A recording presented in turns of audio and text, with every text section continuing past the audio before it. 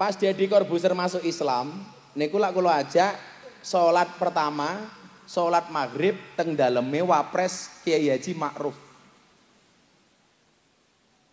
Dugi daleme Kiai Ma'ruf jam setengah 5, nuwun sewu, jam 5. Tidak ada rencana Deddy niku melu salat. Di dalam mobil kula ditelepon pas pampres, Gus Miftah, Pak Kiai Ma'ruf berkenan menjadi imam salat maghrib Gus Miftah dan Deddy Corbuzier.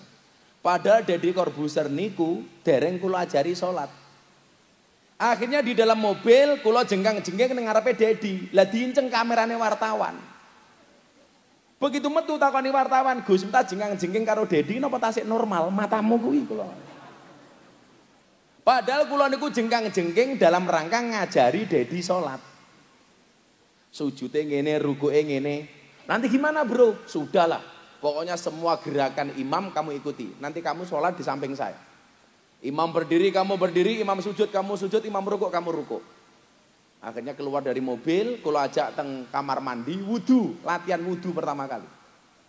Akhirnya begitu ngelap rambut. Itu kenapa begini? Ngusap rambut. Dia tanya, saya yang diusap apanya? Matamu aku.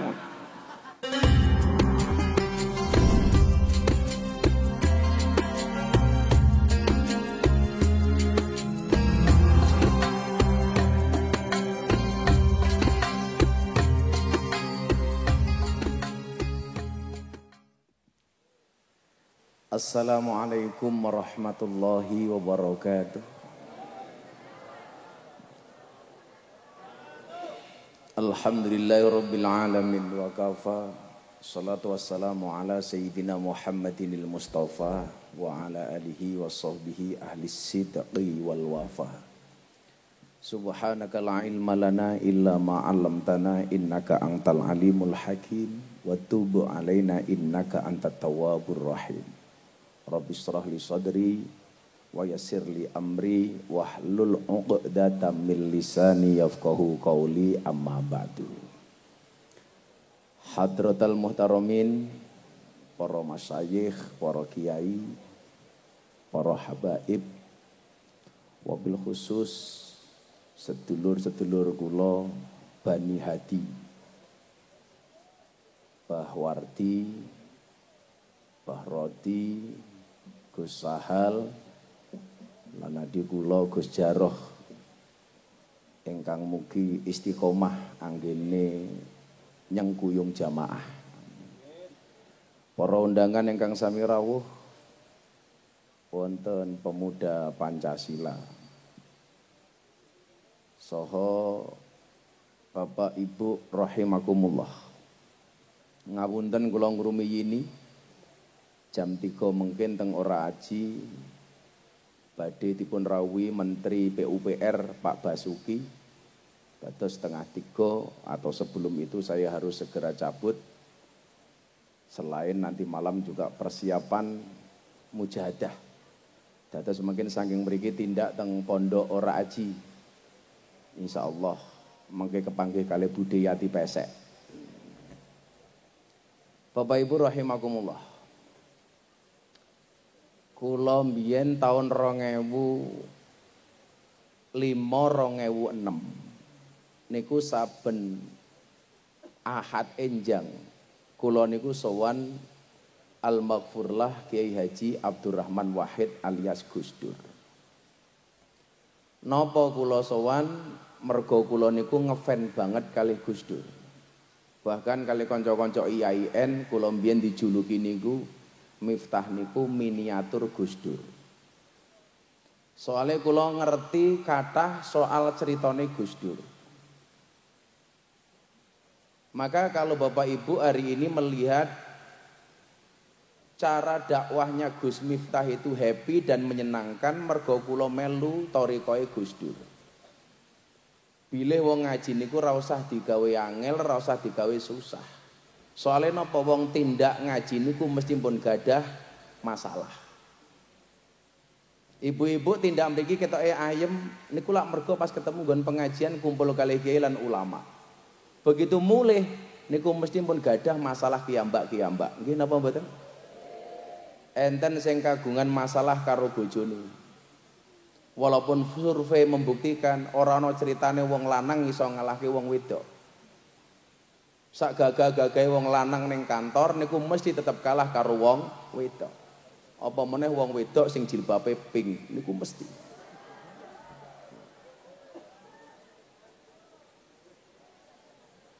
Pink niku lah artine ganjen. Lah wis cetha wis duwe bojo kok tetep nganggo pink.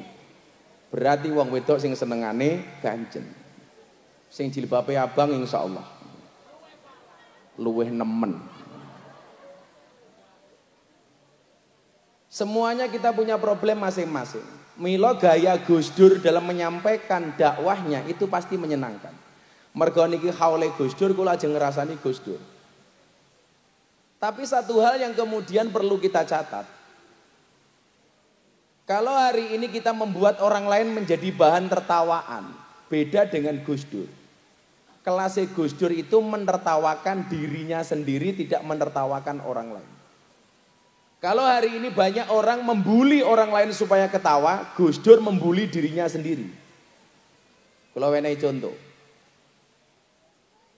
Gus Dur niku lak dipun tangleti. Gus, kenapa sih kalau mau membuka ceramah, Gus Dur selalu membuka dengan mengucapkan Assalamualaikum? Apakah karena Anda muslim yang baik?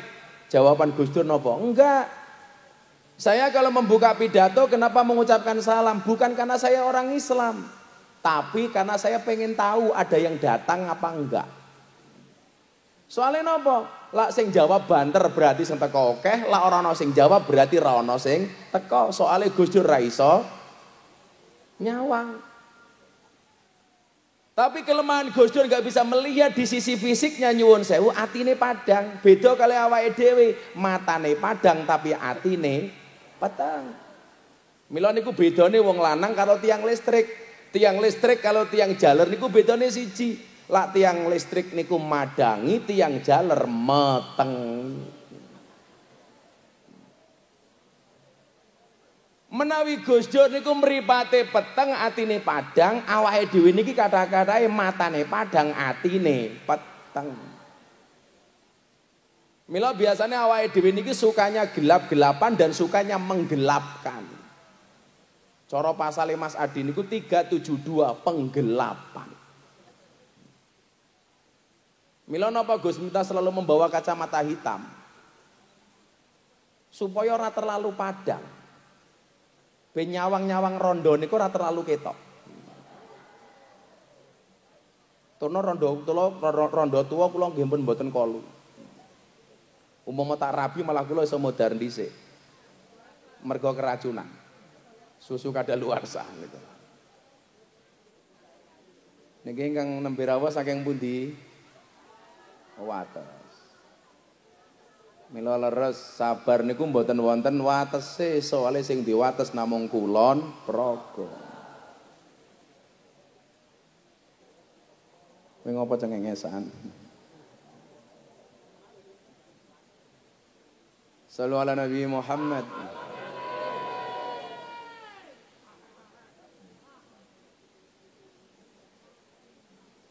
Mila nyuwun sewu. Nggih, sing teko meng teko. Kula ora suwe-suwe soal ini.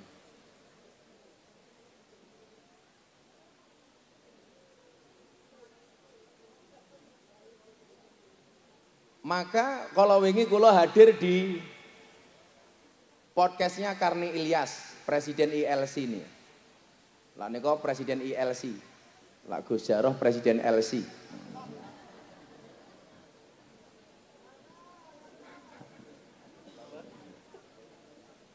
Malah wonge bengok, hooh. Padha matamu, padha. Aku kiyaine, Cuk.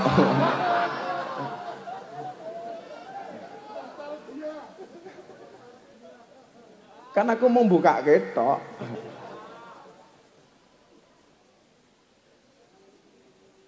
Kula seminggu yang lalu syuting teng acarane Karni Ilyas sing duwe TV One nih. Saya matur,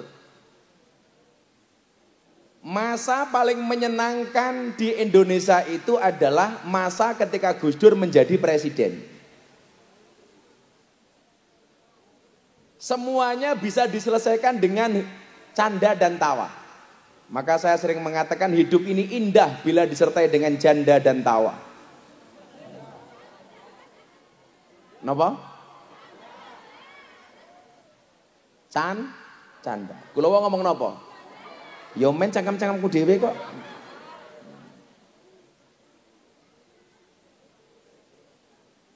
Tidak ada satu persoalan pun, satu problem pun zaman Gus Dur yang tidak bisa diselesaikan dengan canda. Itu Gus Dur.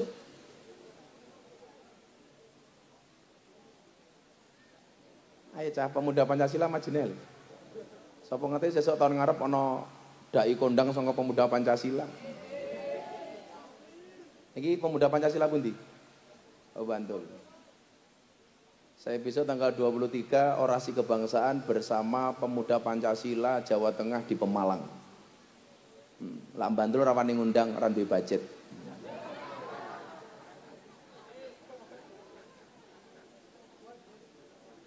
Lah ora mesti ra kuat ngundang wong kene kelas bose kono mong samas kok ya beda.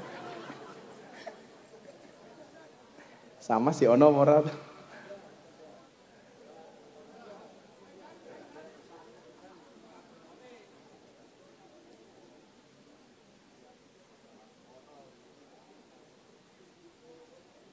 Coba jenengan persani. Apa sih yang kemudian Gus Dur berikan banyak hal kepada kita? Ketika Gus Dur niku mau diturunkan jadi presiden. Kalau seandainya Gus Dur niku kerso, Gus Dur pasti tetap di istana. Kenapa?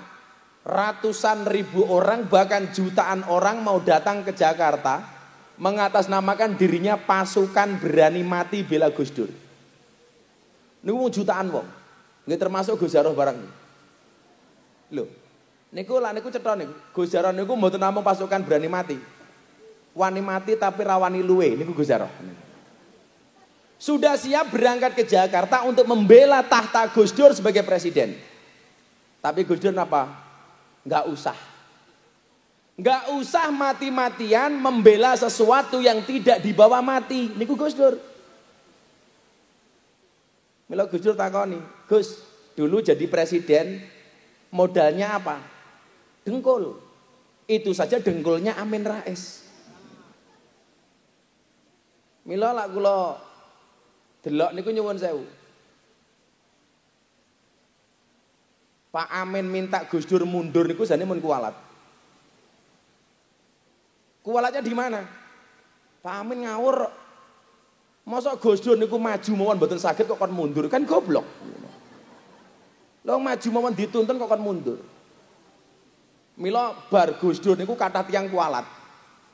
Mila kalau takoni wartawan, Gus, kalau Pak Amin bisa jadi presiden apa enggak, Gus? Enggak bisa. Kok ngoten, Gus? Iya. Teorine napa? Hampir semua presiden Indonesia itu belakangnya O. Noto Nagoro.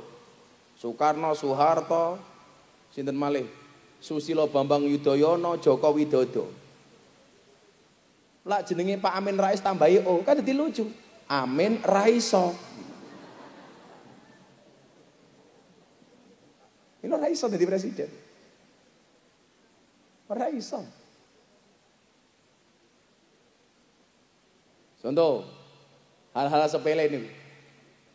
Pas Deddy Corbuzier masuk Islam, niku lak kula ajak salat pertama, salat maghrib teng daleme Wapres Kiai Haji Ma'ruf. Dugi daleme Kiai Ma'ruf jam setengah 5, nun sewu, jam 5. Tidak ada rencana sok Deddy niku melu salat. Di dalam mobil kula ditelepon pas pampres, Gus Miftah, Pak Kiai Ma'ruf berkenan menjadi imam sholat maghrib Gus Miftah dan Deddy Corbuzier. Padahal Deddy Corbuzier niku dereng kula ajari sholat. Akhirnya di dalam mobil kula jengkang-jengking ning ngarepe Deddy. Lah diinceng kamerane wartawan. Begitu metu takoni wartawan, Gus Miftah jengkang-jengking karo Deddy napa tasik normal? Matamu kuwi kula. Padahal kula niku jengkang-jengking dalam rangka ngajari Deddy sholat. Sujudnya ngene, ruku'e ngene. Nanti gimana bro? Sudahlah. Pokoknya semua gerakan imam kamu ikuti. Nanti kamu sholat di samping saya. Imam berdiri, kamu berdiri, imam sujud, kamu sujud, imam rukuk, kamu rukuk. Akhirnya keluar dari mobil, kalau ajak teng kamar mandi, wudu, latihan wudu pertama kali. Akhirnya begitu ngelap rambut, itu kenapa begini? Ngusap rambut. Dia tanya, saya yang diusap apanya? Matamu aku. Milo dedi niku napa-napa iso sing ra iso mung siji. Nyisir rambut. Mergo ora duwe rambut.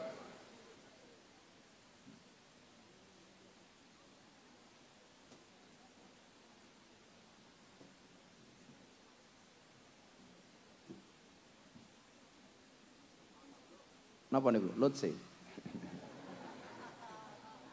Aku curiga lah gini. Air perdamaian matamu, air perdamaian. Lutse kok air perdamaian. Kalau ki sampai sering ngaji ning klub malam niku jeneng-jeneng omben niku kula apal.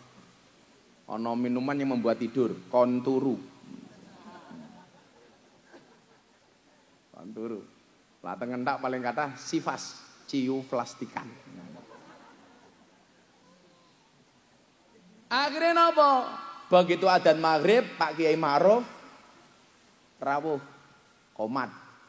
Dedi tepat sholat di belakangnya Kiai Ma'ruf. Sesaat saderenge takbir, kula kelingan critane Gus Dur. Ana wong Cina nembe mlebet Islam diislamke kalih Gus Dur. Akhirnya begitu rampung sadat sholat, Cinone takon. Saya kan belum belajar Gus, gimana sholatnya? Gampang. Imam ngadeg, kue melu ngadeg, imam rukuk, kue melu rukuk, imam sujud, kamu ikut sujud. Artinya apa Gus? Semua gerakan imam kamu ikuti. Mandelalah tenan, Cinone sholat yang burine imam. Imame berdiri, Cina berdiri, rukuk, sujud. Begitu sujud muncul masalah. Napa masalahnya? Imame sikile loro ra iso ditekuk. Akhirnya sikile imam mancal ning mburi pas kena ndase Cina. Cinane lak dadi mikir, oh wong salat kuwi pancal-pancalan. Akhirnya Cinane mancal ndase makmum burine. Paling makmum enak batin dancuk. Begitu rakaat kedua, sujud meleh. Makmum burine Cina niki mikir, jarene wong Cina ki ora sunat. Penasaran dirogo sarunge. Lah Cinane mikir, oh wong salat kuwi rogo-rogoan. Akhirnya ngerogo sarunge imame. Lah kula kelingan cerita niku akhirnya Dedi kula geser titik. Mbok-mbok mungkin kepancal Kiai Ma'ruf. Tapi subhanallah Kiai Ma'ruf itu walaupun usianya seperti beliau, tapi ternyata Kiai Ma'ruf itu masih lunamaya. Napa niku? Lanjut usia namun masih mempesona. Betul lah ibu-ibu mriki lah. STNK, setengah tua ning kewer-kewer. Itu cara Gus Dur. Cara Gus Dur menyampaikan agama secara menyenangkan. Nah, balik teng cerita kula wau sowan Gus Dur. Zaman kula dadi kepala cabang lembaga pendidikan teng Jakarta. Dadi lan jenengan bertanya apakah Gus Miftah pernah bekerja? Saya pernah jadi kepala cabang Primagama di Cakung, Jakarta Timur. Selama 2 tahun. Setiap minggu pagi kula sowan. Sampai satu ketika Gus Dur niku dawuh begini. Ini maka mas-mas ini saya sampaikan bagi kamu yang nganggur, yang belum punya pekerjaan santai wae. Aku pernah merasakan itu. Awakmu senajan turung duwe pekerjaan wani rabi, sing penting iso ngaceng. Sing diajak rabi ra ono. Kamu harus paham, Allah menciptakan manusia berpasang-pasangan, betul? Itu artinya kalau kamu tidak punya pasangan jelas kamu bukan manusia. Yang jelas jomblo itu strong, stresnya tak tertolong. Lu santai wae. Kalau kamu hari ini nggak punya pasangan katakan, saya jomblo bukan karena saya nggak laku, tapi karena aku terlalu indah untuk dimiliki. Wah. Padahal yo ora payu kuwi asli. Quote saya jomblo terakhir itu apa? Jangan sekali-kali kamu mati dalam keadaan jomblo. Kenapa? Karena Dajjal itu statusnya jomblo. Itu artinya kalau kamu mati dalam keadaan jomblo, saya curiga jangan-jangan kamu cucunya Dajjal. Cucunya Dajjal. Monggo tunjuk Kiai, nggih, matur nuwun. Ora ono sing manggake kok. Germatamu. Es teh sangit.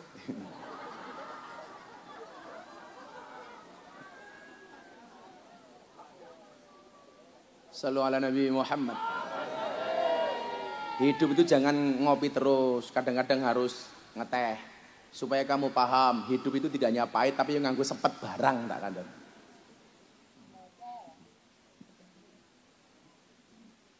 Saya waktu itu diberhentikan dari Primagama secara sepihak ceritanya. Lah kula sowan Gus Dur terus. Akhirnya Gus Dur napa? Bilang begini sama saya. Saya ingat betul tahun 2006 sebelum gempa bumi Bantul.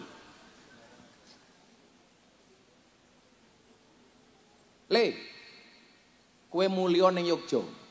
Pilihanmu loro kata Gus Dur waktu itu. Pulang ke Lampung, ngurusi pondok Lampung, atau pulang ke Jogja kamu bikin pesantren di Jogja. Dan melanjutkan dakwahmu di lokalisasi. Itu tahun 2006, saya ngaji di Sarkem tahun 2000. Makanya nanti malam ini saya akan dapat penghargaan dari Leprit, semacam MURI, Lembaga Prestasi Indonesia.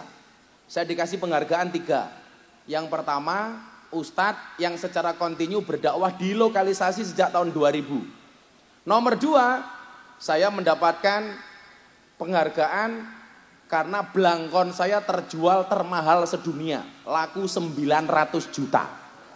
Disumbangkan untuk Nahdlatul Ulama. Blangkon ini soalnya tiangnya baru pulang dari Dubai, baru besok tanggal 25 saya berikan kepada beliau. Ini detik-detik terakhir blangkon di kepala saya. Ngomong dindasmu tak ajar.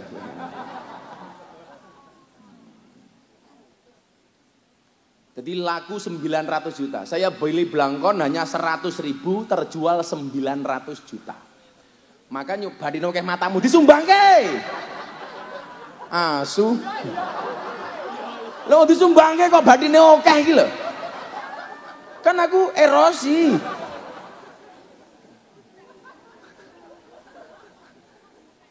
Kan ada dalil ngaten, kullu syai'in idza katsura rahusa illal adaba. Segala sesuatu itu kalau banyak jadi murah kecuali adab.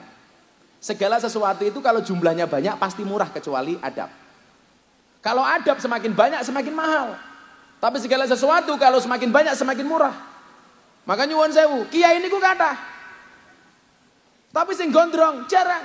Apa meneh sing gelem ngaji teng lokalisasi jarang. Mila Gus Miftah jarang antik. Antik berarti longko. Lah longko berarti regane larang. Nganti larange Gus Jar ora kuat bayar, malah aku sing nyumbang kan dancuk.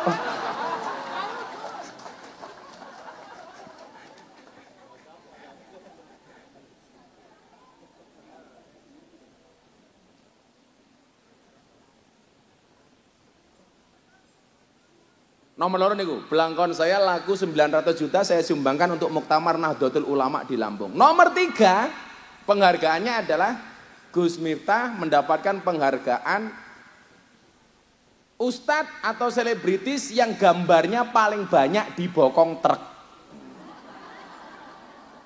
Sampai hari ini sudah 150 truk gambarnya Gus Miftah. Termasuk yang paling wow adalah mobil tangki sedot WC. Ono gambare Gus Miftah. Tulisannya nopo? Silitmu adalah rezekiku.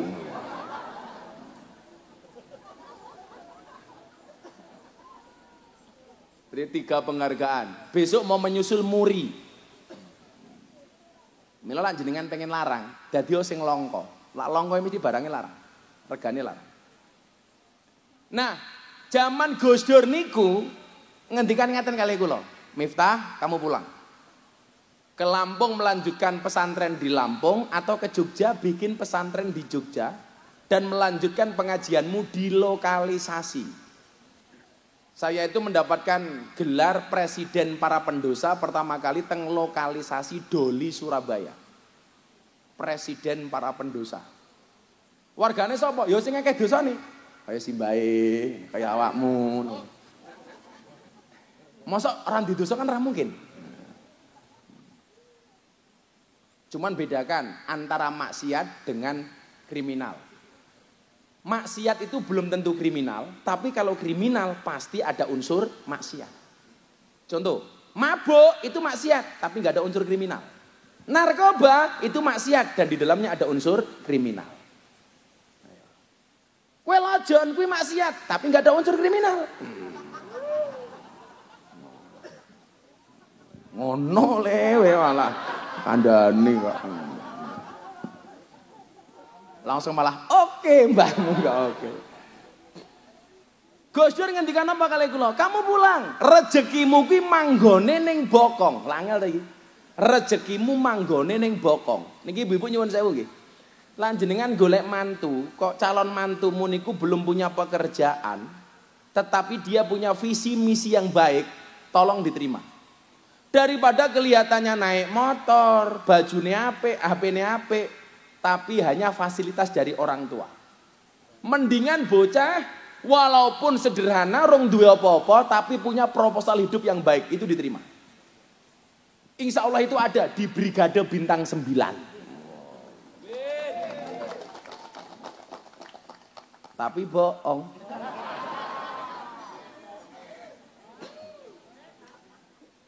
Rezekimu manggone ning bokong. Saya waktu itu mikir, iki maksudnya Gus Dur niku napa? Rezeki kok manggone ning bokong.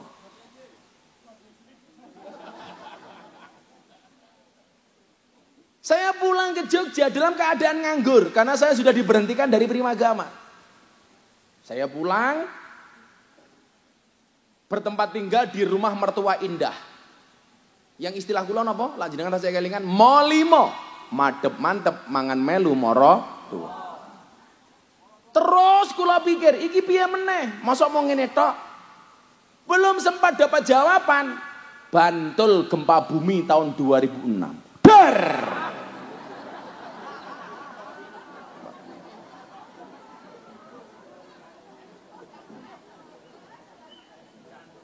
Loh kan gempa bumi banter.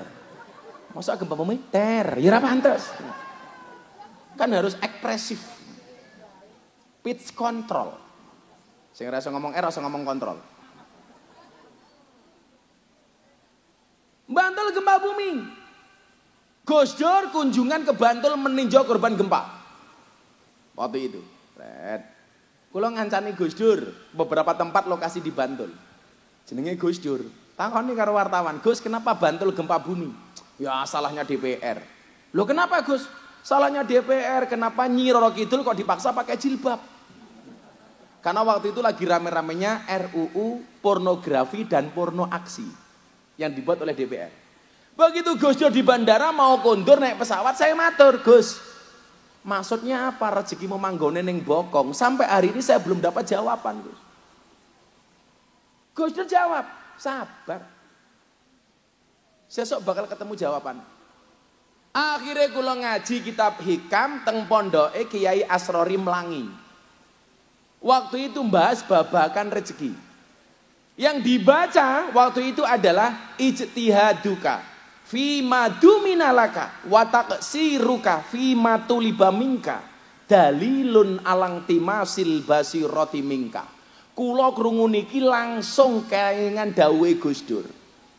Ijtihaduka, kesungguhanmu, fima duminalaka, mencari sesuatu yang telah Allah jaminkan untukmu, wataksiruka, dan kelalaianmu, fima tulibaminka, terhadap sesuatu yang belum ada jaminan untukmu, dalilun, itu merupakan tanda-tanda alang timasil basirati minka, telah mati mata batinmu.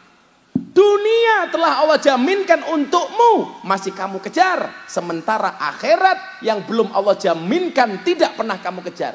Berarti telah mati mata batinmu. Kulo nangis krungu niki. Napa niki sing dimaksud Gus Dur? Rezekimu manggone ning bokong. Niku kulo pahami. Akhirnya yang terjadi napa? Saya paham tapi belum yakin. Saya masih cari-cari kerja. Ngelamar pekerjaan teng pundi-pundi nggak ada yang diterima. Akhirnya saya membuat perusahaan. Waktu itu perusahaan seperti MLM, namanya El Miftah Visitama. Kantornya teng Rejo Winangun Mburi Gembira Luko. Modal 35 juta dari mertua saya, ternyata saya dihapusi. Saya ngapusi tiang pundi? Wong Bantul. Wallah wong Bantul. Tepatnya wong Madukismo. Saya dibohongi 35 juta. Begitu saya dibohongi 35 juta, saya mikir, ini maksudnya apa? Saya pergi ke Sragen, ketemu abah saya Kiai Haji Sarif Hidayatullah. Sampai sana beliau bilang, yang punya ijazah S1 semuanya dikumpulkan. Masuk pegawai negeri sipil tanpa tes. Semuanya mengumpulkan. Begitu saya mau cari ijazah, abah Sarif bilang, Mas Miftah nggak usah melu-melu. Waduh, saya kaget. Sentimen amat. Yang lain diangkat jadi pegawai negeri, kok saya nggak boleh? Ini ada apa? Apa saya nggak pantas jadi pegawai negeri? Beliau juga bilang, rezekimu ning omah. Akhirnya tahun 2007, saya dipanggil sama satu TV namanya La TV. Sekarang berganti menjadi TV One.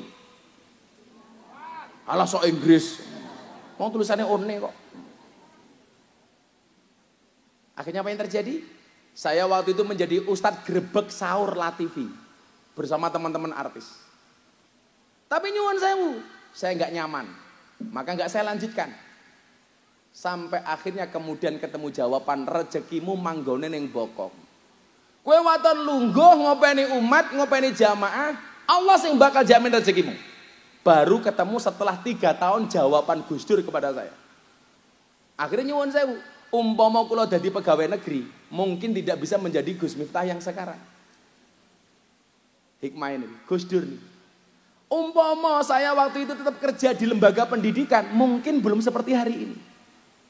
Maka yang namanya takdir niku ba'dal ikhtiar, bukan qoblal ikhtiar. At-takdir ba'dal ikhtiar, bukan qoblal ikhtiar. Maka kemudian yang perlu kita lakukan apa? Dawe Gus Dur niku wau. Disampaikan oleh Ibnu Athaillah di fasal selanjutnya, ar-raja'u ma qoronahu amalun wa illa fahuwa umniyatun. Mal farku bainar roja wal umniyah. Apa bedanya antara harapan dan angan-angan? Ibnu Athaillah menjawab, ar-raja ma qoronahu amalun. Yang namanya harapan itu adalah sesuatu keinginan yang disertai dengan amal dan perbuatan, ada eksekusi. Program yang dilaksanakan dengan perbuatan, itu namanya harapan. Tapi kalau Anda punya keinginan tidak disertai dengan amal dan perbuatan, itu namanya angan-angan. Pengen rabi tapi mau ning omah tok, ora macul, karo mboyang-bayang ke bokonge rondo tok. Itu namanya bukan harapan tapi angen-angen. Pengen iso mangan tapi mau domblong tok, niku jenenge angen-angen. Maka bahasa Gus Miftah yang viral apa? Kerja nggak mau, jualan nggak mau, dagang nggak mau, tiap hari pekerjaannya tidur, begitu bangun nulis status WA akan indah pada waktunya. Niku jenenge angen-angen. Lah mila kula hakul yakin saya bisa seperti sekarang mergo dawuhe Gus Dur zaman sakmono, Miftah rezekimu manggone ning bokong. Akhirnya saniki ben lungguh karo jenengan, ati kula rasane ayem. Kula ajeng ngaji teng pundi-pundi, mbok teng TV, mbok teng pundi mawon. Sing paling gawe ati kula ayem niku lak ketemu jamaah model ngoten iki. Wis wong tuwek-tuwek lak ngaji tungkake slonjorke. Orang rumangsane tungkae meletek-meletek. Kula benjang niku tanggal 24 ngaji teng BSD Tangerang. Itu ibu-ibu sosialitas se-Jakarta. Niku lah pengajian nyuwun sewu, pengajian jam 1 jam 8 wis dandan. Milih baju semacam-macam niku. Raine didempul wis. Mila kula ki lak wong wedok ngomong lah sing gawene ngapus iki wong lanang. Halah sapa sing kandha? Sing gawene ngapus iki wong wedok. Faktane napa? Alis wis cetha dadi yo dikerok. Rai yo didempul. Irung yo disontek men ketok mancung. Ben ketok dhuwur ya mergo sandal jinjitan. Untu merongos ya kawatan. Susu gede ya ganjelan. Ngono kok gaweane bengak-bengok wong lanang tukang ngapusi. Sing ngapus iki rupamu ki lho yo tak kandhani. Niku ibu-ibu sosialita, lak ngaji niku nyuwun sewu. Ngajine namung sak jam, foto-fotone 2 jam. Ki lak ngaji siwak itu karo pamer HP anyar. Gelange anyar. Njajal kalau wong ngentak, ya Allah ngaji khusuk tangane dikempit. Napa wong ngentak lak ngaji tangane dikempit? Khawatir gelang karete ketok. Rezekine manggone ning boko. Pundi wae Gus Jaro? Gus Jaro mang timbali mriki riyen. Mbah, Gus Jaro keng rene dhisik. Tak kayak duit. Lah aku wong sugih kok. Gus Jaro pundi Gus Jaro? Ajudanku men di ajudanku. Ajudanku di ajudanku. Ini tas. Mergo kula bokong Gus Jaro niku badal kula ngaji teng pundi-pundi sing lak kula reso sing gantene Gus Jaro niku. Paling lak kula reso ngaji mangkat ning Kulon Progo sing mangkat Gus Jaro. Begitu teko jamaah bengok, "Lho kok gerandong?" Tapi kula sayang kali Gus Jaro niku. Mila senajan to waktu kula mepet kula teko. Ayo mulai. Gus kula pamit, jenengan kula sumbang mawon. Ya, 5 juta. Menapa? Kalau ngoten dilanjut mengke dalu teng pondok. Wis ngaji suguhane mung es teh sangit. Cek dirampok. Niki penutup saking kula. Nggih. Pokoke mugi-mugi sedaya ingkang rawuh pikantuk berkah Gus Dur. Senajan to kula mboten wali, tapi miturut guru-guru kula sing wali, Gus Dur niku insyaallah kelase wali. Insyaallah kula panjenengan nderek Mbah Munawir, nderek Gus Dur teng donya uripe ayem, benjang teng swarga bareng para kiai lan ulama. Amin. Matur nuwun, asalamualaikum warahmatullahi wabarakatuh.